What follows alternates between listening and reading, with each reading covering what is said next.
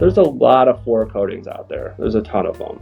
A lot of them can do very well, but from my experience, especially on a residential side, polyurea and polyaspartic are the best, most superior. They dry faster, they last longer, you're going to get a way better warranty with it, and you still get the same exact look of, for example, like an epoxy type coating.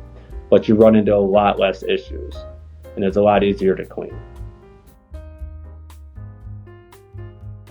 So I'm not super familiar on the Home Depot or the Lowe's or Menards type brands off the top of my head, but I'd say the most important thing to consider is make sure you're getting a nice solid base coat that is 100% solids. And what that means is if it was 90% solids, for example, I'd mix up 1 gallon of paint, which would be 100% by volume.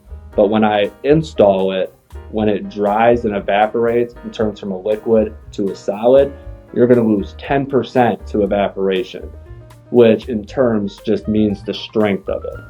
So I'd say 100% solids is the most important thing to look for, and to make sure you have a proper base coat, 100% solids, and then a proper sealer or a top coat that's also 100% solids.